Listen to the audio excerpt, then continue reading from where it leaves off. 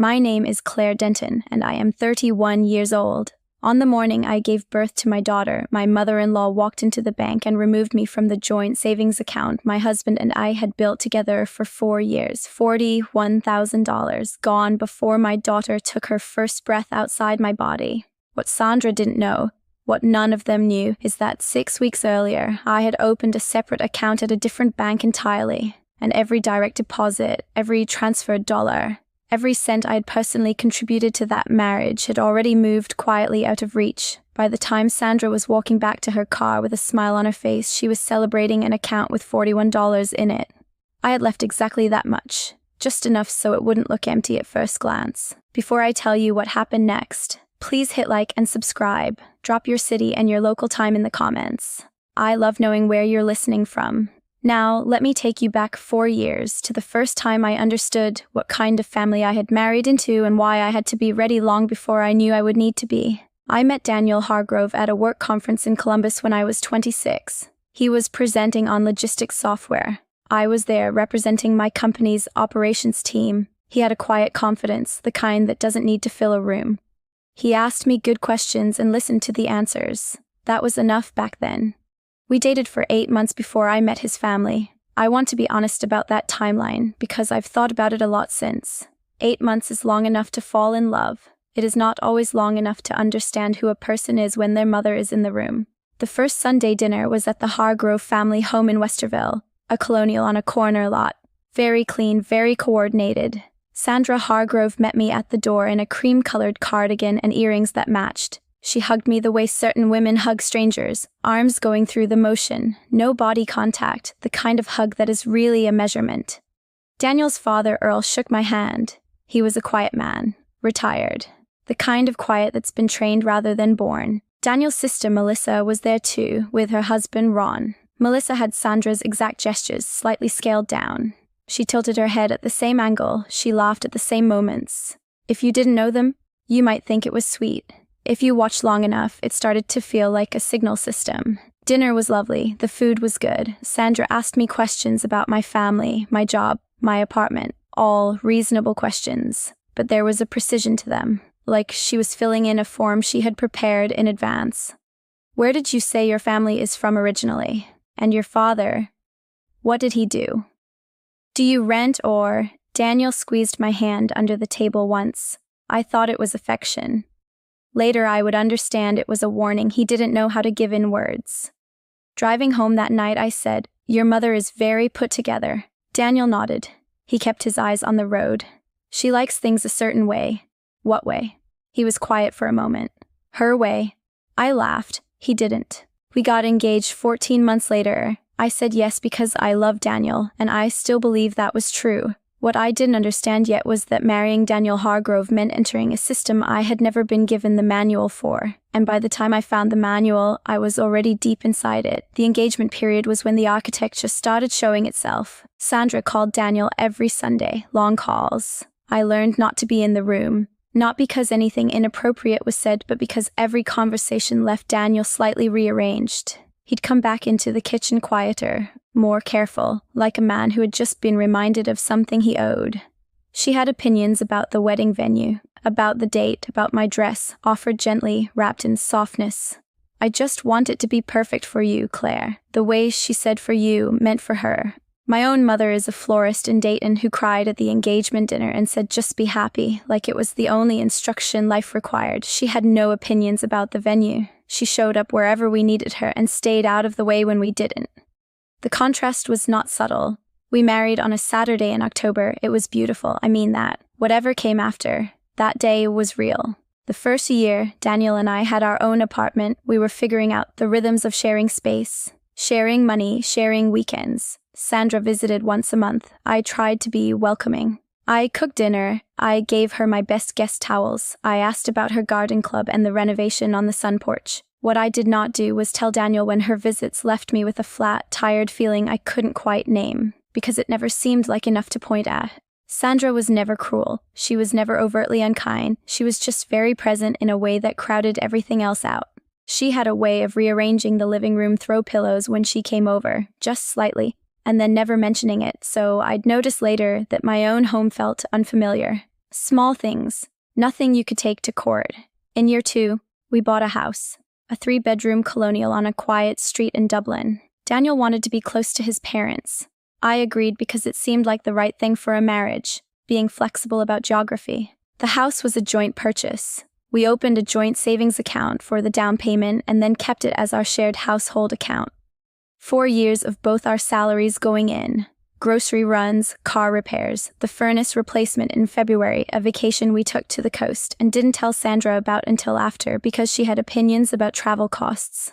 $41,000 in that account by the time I was 8 months pregnant. Let me tell you about finding out I was pregnant. I was alone when I took the test. Daniel was at a work dinner. I sat on the edge of the bathtub for a long time holding that small piece of plastic. I wasn't scared. I was something more like reverent, like standing at the edge of a very significant thing. I called my mother first. She cried in exactly the right way, the way that sounds like joy with no clauses attached. When I told Daniel that evening, he held my face in both hands and said, "We're going to be incredible at this." And I believed him. Sandra found out the following Sunday. The call lasted 47 minutes. I know because I watched the timer on Daniel's phone from the kitchen doorway. He was nodding a lot. He came back into the room with the carefully rearranged look. "She's very excited," he said. "I know," I said. What I didn't say was that I had watched Sandra through the kitchen window of her home one Sunday 6 months earlier, talking to Melissa in the backyard. I hadn't heard what they were saying, but I had watched the body language, Sandra's hand on Melissa's arm, Melissa nodding with that same trained nod. And I had understood without a single word that plans were being made about things that weren't theirs to plan. I filed that away, the way you file something you're not ready to open yet. The pregnancy was good, physically. I worked until 34 weeks. I managed a supply chain team of 11 people. I ran my last staff meeting from a conference chair with a cushion under my back and a spreadsheet that saved the company $400,000 that quarter. I was good at my job. I am still good at my job. But at home, the gravity had shifted. Sandra came over more frequently. She brought casseroles, which was kind, and unsolicited advice about nursery colors and sleep schedules and whether I was eating enough protein, which was less kind. She and Melissa had taken it upon themselves to register our daughter for a church preschool program that had a 2-year waitlist and a significant enrollment fee, without asking us. When Daniel mentioned it, his voice had the careful neutrality of a man delivering someone else's decision. "Mom thinks it's a good school." "She enrolled our daughter without telling us?" "She put our name on the wait list. There's a difference." "She paid the enrollment fee." A pause. "She wanted to help." I looked at my husband, this man I had chosen who asked good questions and listened to the answers. He had learned somewhere deep in his childhood to translate his mother's decisions into helpfulness after the fact. He wasn't lying to me. He genuinely processed it that way, which was its own kind of problem. I did not fight about the preschool. I added it to the file. The file in my head was getting heavy by month 7. I want to tell you about the conversation I overheard because that was the night the file became a folder and the folder became a plan. It was a Sunday dinner in the 3rd trimester. I had come back from the bathroom to find Sandra and Melissa in the kitchen doorway. They didn't see me. The hallway was dark and they were facing the other direction, and voices carry in that house. Sandra's voice, low, confident. The voice she used when she wasn't performing for an audience. "Once the baby is here, everything shifts. Daniel will need us more." Melissa, "What about Claire?" Sandra, "Claire works. She'll go back to work. And when she does, we're the ones who are here. That matters." Melissa, "Ron said Danny mentioned the savings account." Sandra, 4 years of deposits, joint account. A pause. I told him to think about what's practical, for the family's future. I stood very still in the dark hallway for a full breath, then another. For the family's future. I walked back to the table and picked up my water glass and sat down and listened to Earl talk about the new addition on the neighbor's garage. I smiled at the right moments. I asked a question about the contractor. Inside, something had gone very quiet and very clear. The next morning, I called my mother. Not about the overheard conversation, not yet. I asked her for the name of the financial attorney who had handled my grandmother's estate 2 years earlier. Her name was Patricia Holden. She had an office on the 5th floor of a building downtown, a firm handshake, and the patient expression of a woman who had heard many versions of this story before. I told her what I had heard. I told her about the joint account, the 4 years of deposits, the balance. I told her about the enrollment fee paid without consent, the Sunday calls, the rearranged throw pillows. Patricia listened without interrupting. When I finished, she took off her reading glasses. "Here's what I want you to understand," she said. "Joint accounts mean exactly what they sound like. Either party has equal access. There is no legal mechanism preventing a spouse, or, in some cases with improper access, anyone with the account number and authorization, from withdrawing funds." I let that land. "What do I need to do?" She looked at me carefully. "First, tell me this honestly. Do you believe your husband is part of this plan or adjacent to it?" I thought about Daniel holding my face in both hands. I thought about the careful neutrality, the 47-minute Sunday calls. "I think he does what his mother directs without always knowing he's been directed." Patricia nodded slowly. "Then what you need is protection that doesn't require his awareness or participation." She walked me through it. A separate account at a different institution entirely. No shared access, opened in my name only. A gradual transfer of my personal contribution, my salary, my savings, moved in amounts small enough not to trigger immediate attention, not all at once, not suspiciously, just steadily, over 6 weeks. The way water finds its way to lower ground. She also told me to document everything, every instance of financial decision-making that excluded me, every payment Sandra made on our behalf without consent, every conversation I could write down with a date and context. I started a notes file on my phone that night. Plain text, no title, buried in a folder of old grocery lists.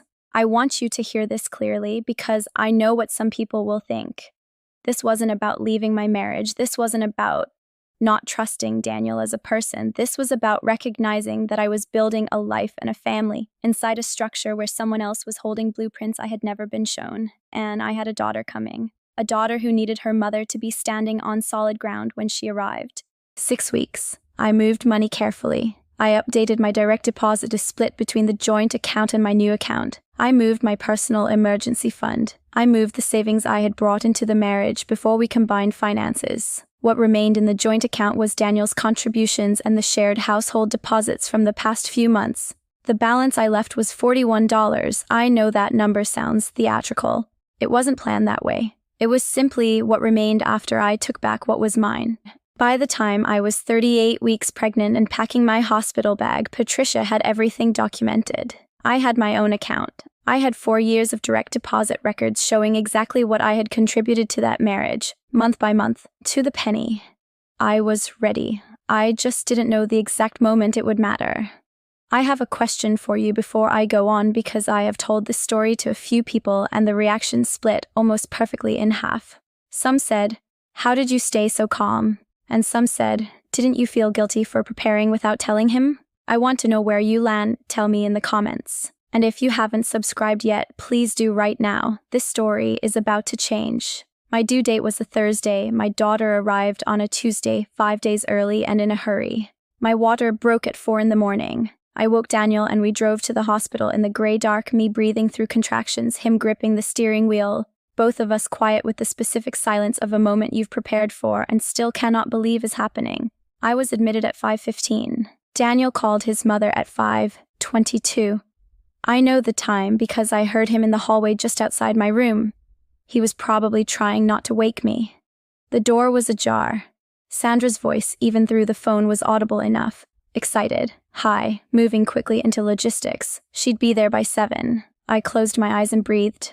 Labor is a strange time tunnel. The hours don't move the way they usually do. At some point, Sandra and Melissa arrived. Melissa knocked on the door holding a balloon that said, "It's a girl," which seemed premature since we hadn't confirmed the sex yet. Sandra came in behind her and immediately started adjusting the flowers on the windowsill. I watched her move the flowers to a different angle and said nothing. My mother arrived at 9. She sat in the chair beside my bed and held my hand and did not rearrange anything. She brought the good hand lotion and a playlist I'd made in college that made me feel 16 and invincible. She said almost nothing for hours, and that silence was the most comforting thing in the room. At 12:47 in the afternoon, my daughter was born. 6 pounds, 9 ounces, dark hair, a voice like someone who intended to be heard. I cried. Daniel cried. My mother cried so hard a nurse checked on her. The next 90 minutes were the most ordinary and extraordinary of my life. Skin to skin, weight in my arms, this small, entire person looking at me like she already knew everything and was just waiting to see if I did too. I named her Maren. I had chosen the name months ago, alone. While Daniel was on a Sunday call at 2:30 that afternoon while I was holding my daughter for the third time and Daniel had stepped out to update his family in the waiting room, my phone buzzed on the bedside table, an alert from my bank, the joint account. I looked at the screen with Maren against my chest. Transaction alert. Withdrawal, $41,000.00. Processed at 2:17 p.m.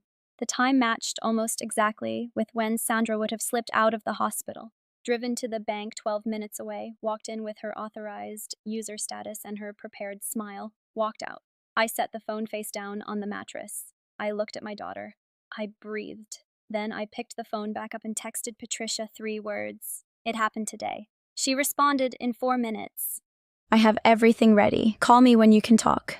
The thing people don't understand about a moment like that and the withdrawal notification arriving while I was holding my newborn is that I didn't feel the rage until later. In the moment, there was something almost clinical, like watching a diagnosis confirmed that you had suspected for months. Not shock. Recognition. She had waited until I was in a hospital bed, until Daniel was distracted by joy, until my guard should have been at its lowest.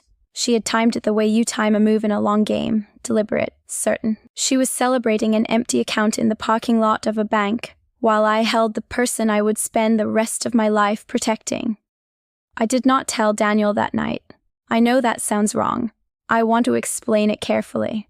Daniel came back into the room and sat beside me and held his daughter for the first time, and cried again, and said her name twice like he was learning it.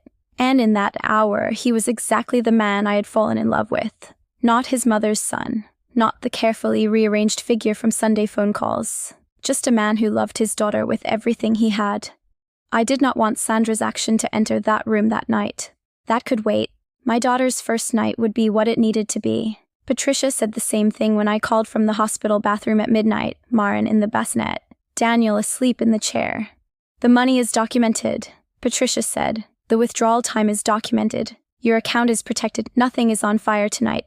Sleep. Call me in the morning. I went back to bed and lay in the dark and listened to my daughter breathe. That small sound, like the whole world had steadied for a moment. I told Daniel the next morning. He was holding a cup of hospital coffee and Maren was asleep in the bassinet and the sun was coming in yellow through the window blinds. I told him what I had heard in his parents' kitchen 2 months ago. I told him about the withdrawal notification. I showed him the alert on my phone. I told him about Patricia, about the 6 weeks of careful transfers, about the account he didn't know existed. I said all of it quietly, in the same voice I'd used for months, the voice of a woman who had decided that calm was not surrender but strategy. When I finished, Daniel sat with his coffee for a long time. He set the coffee down on the windowsill. He looked at Maren. I waited. She was trying to protect the family, he said, and it came out like a reflex, the old translation system activating. Sandra's decisions becoming helpfulness in Daniel's mouth, but even as he said it, I could see him hearing it, really hearing it, maybe for the first time. From what, Daniel? I kept my voice even. The family is in this room, all 3 of us. What were we being protected from? He didn't answer. I need you to call her, I said, today, and I need you to listen to what she says without translating it into something kinder than it is. He nodded. Once. Slow. Like a man who had just agreed to something he couldn't untick. Here's what happened when Daniel called Sandra. He called from the family lounge at the end of the maternity ward. I know what was said because he came back 20 minutes later and told me. And because Patricia later confirmed details that matched. Sandra's explanation was measured and calm and completely prepared. She had withdrawn the money for safekeeping. Now that the baby was here, expenses would change dramatically. She had concerns about how the funds were being managed. She had spoken to a financial advisor, Earl's cousin, who sold insurance and had no formal credentials, who suggested consolidating family assets. She had planned to tell Daniel. She had wanted to wait for the right moment. She had moved $41,000 from our account on the day I gave birth, and she had a 4-point explanation ready for when she got caught. Daniel asked her one question. Something behind his eyes cracked slightly, like a pane of glass before it actually breaks. How do you know that? because I've been watching her translate things for 2 years, and so have you. You just didn't know you were doing it. Sandra arrived at the hospital at noon. I had asked Daniel to let her come. I had asked him not to warn her, not to hint at what was waiting. She walked into the room in her cream cardigan. She was carrying a gift bag with the tissue paper arranged perfectly. She looked at Maren first, the way a person looks at something they believe they've earned some portion of. "She's beautiful," Sandra said. Her voice was genuinely soft. Whatever else Sandra Hargrove was, she loved her son's child. I believe that. It didn't change anything. Love and harm are not mutually exclusive. They coexist in certain people with terrifying ease. She reached for the baby, and I did not stop her. I let her hold Maren for 2 minutes. I watched the softness in her face, and then I said her name quietly. "Sandra." She looked up. "I know what you did yesterday." The softness recalibrated instantly, professional, ready. "Claire, this isn't the time or place. You withdrew $41,000 from the account my husband and I built together over 4 years. You did it while I was in labor, while Daniel was with me in this room."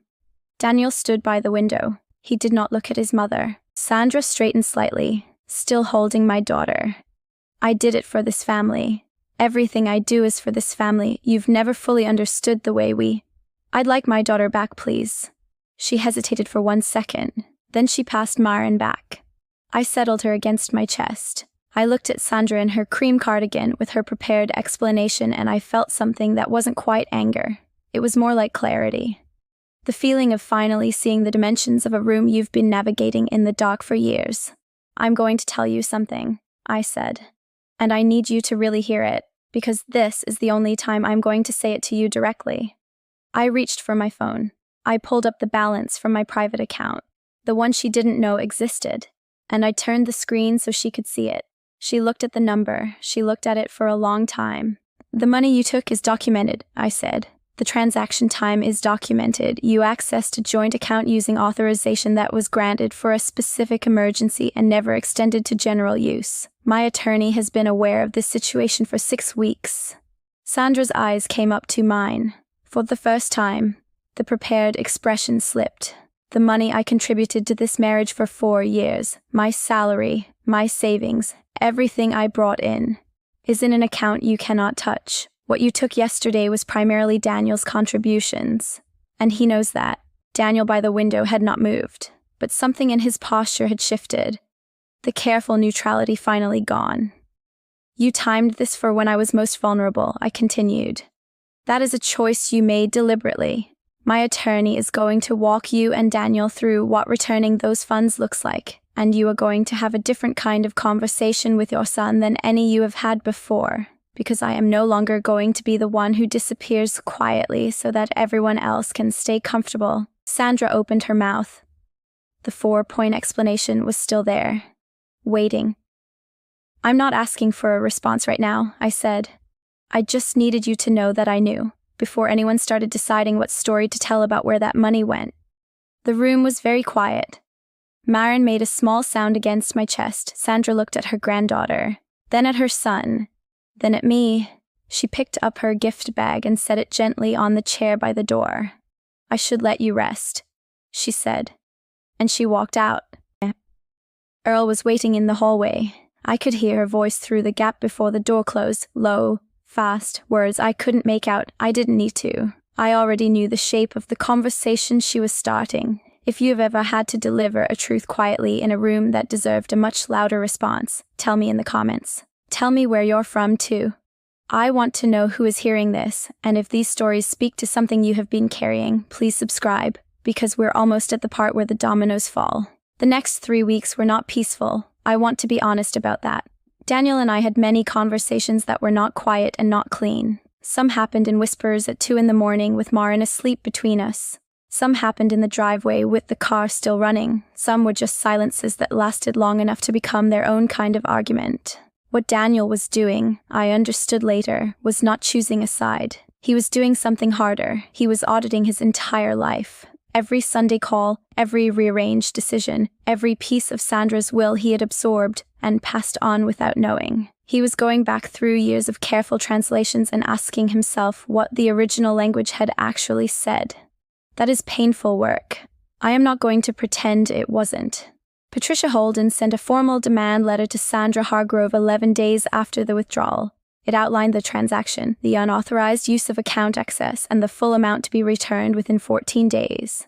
It copied Daniel, Earl, and Sandra's own attorney, Amish, who she did not have and had to scramble to find. Sandra's first response through the attorney she had just hired was that she had been an authorized user and had acted within her legal access.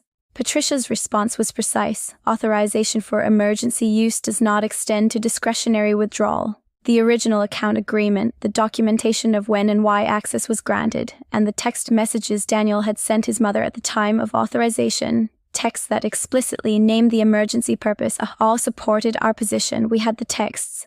Sandra's attorney did not know we had the texts. There was a pause in correspondence for 4 days. Sandra's second approach was personal. She called Daniel and cried. She said she had done it out of love. She said she was afraid of what was happening to the family. She said the word family 11 times in 22 minutes.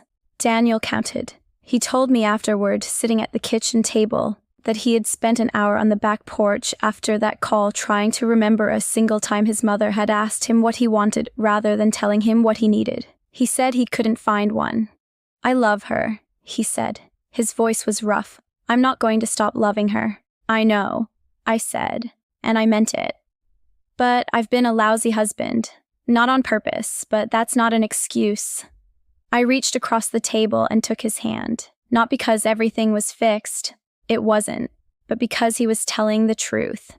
And truth in that kitchen, after 2 years of careful translations, was not a small thing. Sandra returned the full amount on day 13, 1 day before Patricia's deadline. The wire transfer came through at 11 in the morning while I was nursing Maren in the rocking chair Daniel had assembled wrong the first time and quietly fixed while I was sleeping. I watched the notification appear on my phone. I felt the same thing I had felt in the hospital. Not triumph, just the quiet click of something finally falling into place. Patricia called that afternoon.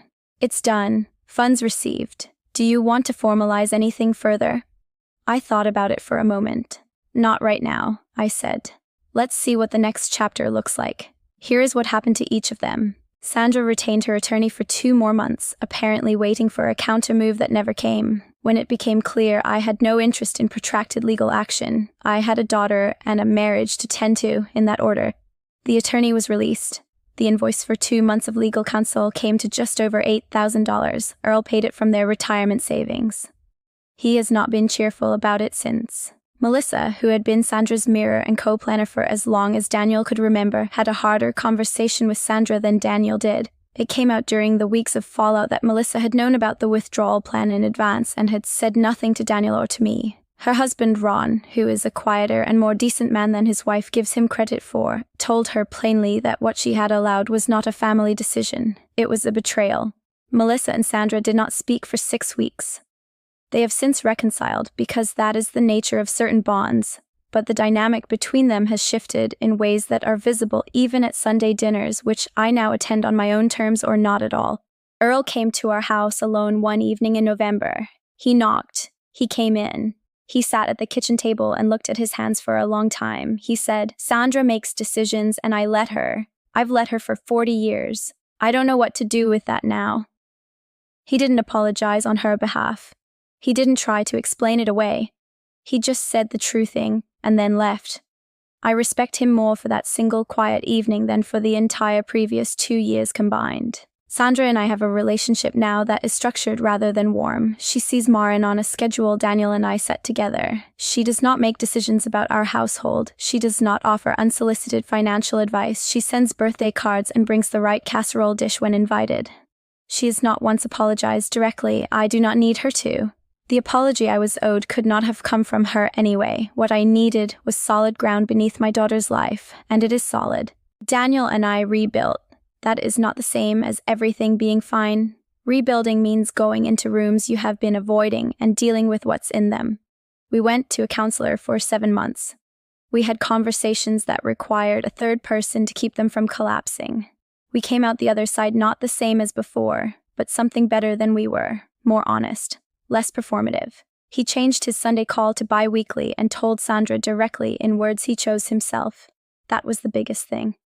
Words in his own order. Marin is 4 months old now as I'm telling you this. She has dark hair and a voice that carries in strong opinions about tummy time, which she considers a personal insult. She sleeps in a room with walls the color of the sky right before the sun comes all the way up. I painted it myself on a Saturday afternoon with the windows open and a playlist I've been building since before she was born. There is nothing in her room that anyone else chose for her without asking. Not one thing. Here's what I want to say last, because I think this is the part of the story I actually needed to hear when I was 28 and just beginning to understand what kind of family I had married into. Preparation is not betrayal. Protecting yourself is not the same as attacking someone else. For too long, I believed that noticing what was happening to me was somehow as wrong as the thing happening. Like if I saw it clearly and made quiet moves to protect myself, I had become the calculating one. I was letting their story about me become my own story about myself. The truth is simpler. I saw what was coming. I prepared. I stayed calm, and when the moment arrived, I was standing on something solid. Not because I was cold, because I was ready. There's a version of this story where I say, nothing, do nothing, and wake up in a hospital bed with a newborn and an empty account and no plan and a marriage that collapses under the weight of everyone else's decisions. I chose a different version, a quieter one, and quieter, in my experience, is almost always stronger. My daughter is going to grow up knowing that her mother stood her ground without ever raising her voice. That is enough. That is everything.